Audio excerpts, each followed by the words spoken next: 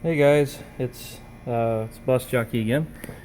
Today I'm working on it's on a 60-foot articulated bus. Got a Cummins Isl engine in it, and it has a 434 code for unswitched battery supply voltage. So what's been happening is the bus has been dying on the street intermittently, and before I already had it in once, and we found bad grounds. I had a whole bunch of noise on the ground signal of the alternator, and as you can see, let me see if I can get this in there so you can see.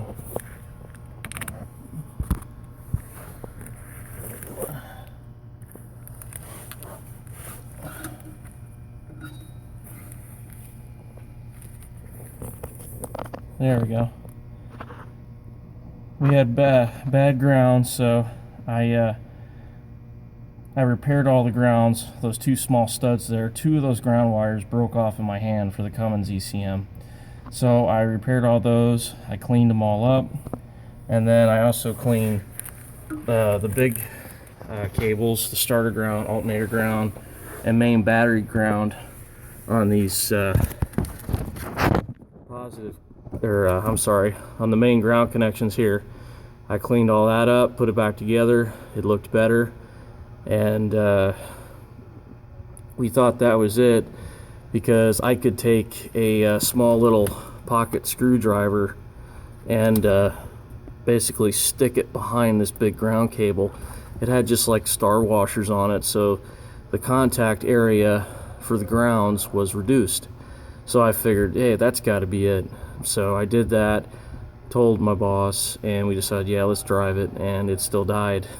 So I'm like, okay, we got a combo problem going on here.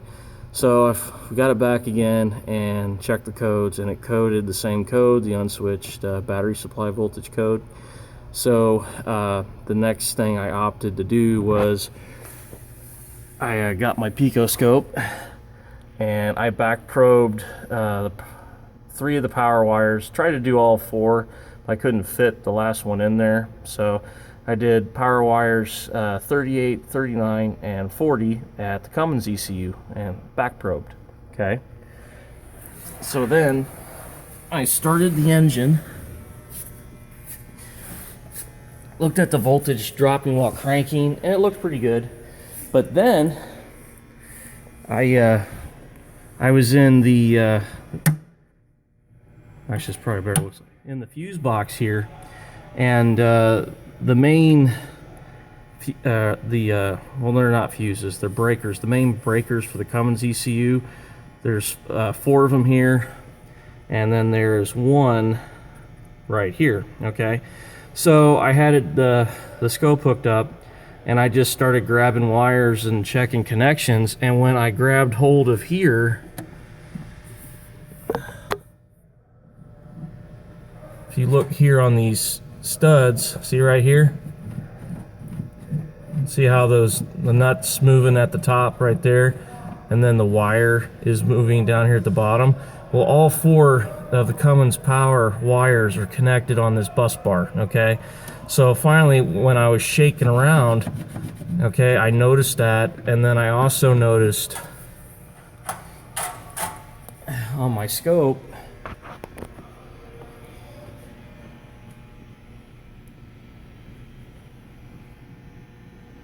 that if you look on the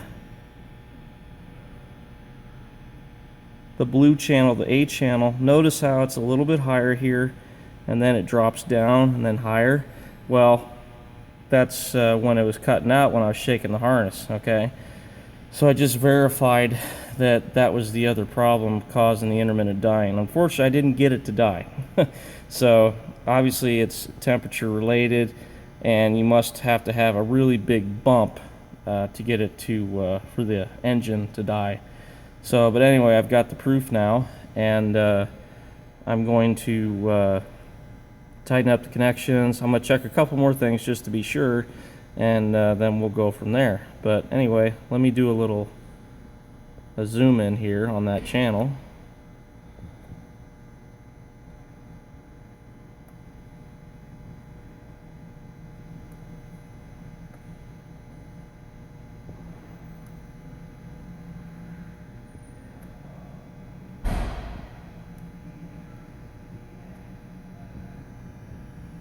just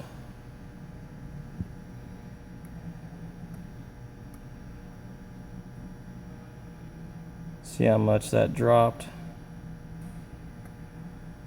Okay, so we were at a battery voltage of, let's see, we're at 2493. Okay, all the way at the bottom there. And then while it's running, that's a spike there, so we've got about, yeah, it's about 28.32 volts at that peak there, at that spike. So about a 3 volt difference there.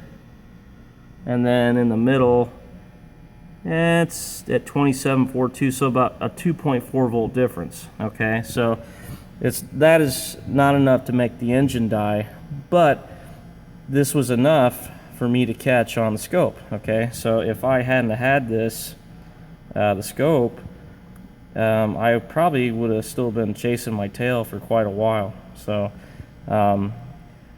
having this hooked up and going in and find the wires, start shaking them, you know, and then finally I started shaking them, and then I noticed the dropout on the scope.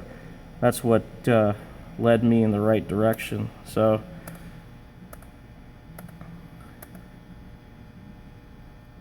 anybody who, you know, doesn't have a Picoscope yet, I highly recommend one. It's a really good tool. There's some other scopes out there that work good too, but I really like this scope. I think it's a really good tool, and it's not as expensive as you think. It's actually very cheap compared to other makes.